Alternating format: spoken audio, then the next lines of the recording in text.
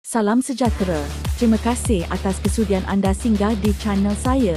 Bagi yang sudah subscribe channel saya mengucapkan ribuan terima kasih. Dan bagi yang belum subscribe channel ini, bantu tekan subscribe di bawah ruangan video ini agar saya lebih bersemangat untuk memberikan info sukan kepada anda semua. Terima kasih sahabat baik.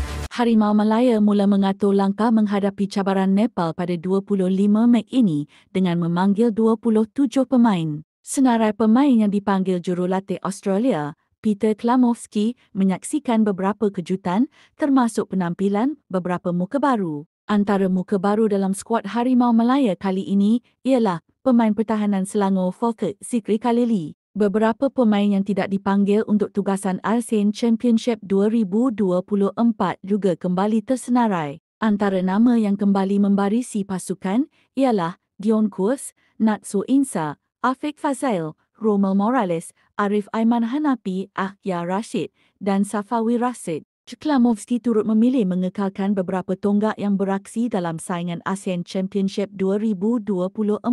Antara yang dikekalkan ialah Paulo Josu, Endrit Dos Santos, Safwan Mazlan, Hakimi Azim Rosli dan Stewart Wilkin. Selain itu, Klamovski turut mencipta sensasi dengan memanggil semula Faisal Halim, Nazmi Faiz Mansur, Mohamadu Sumare, Syahrul Saad dan Quintin Chang. Faisal kembali tersenarai buat kali pertama sejak aksi menentang Oman pada Mei 2024.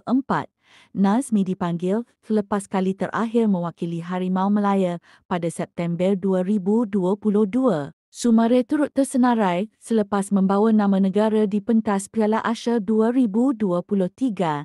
Syahrul dan Quintin masing-masing kembali buat kali pertama sejak Mei 2024 dan Oktober 2023. Malaysia bakal menentang Nepal di Stadium Sultan Ibrahim SAC untuk aksi pertama kelayakan Piala Asia 2027.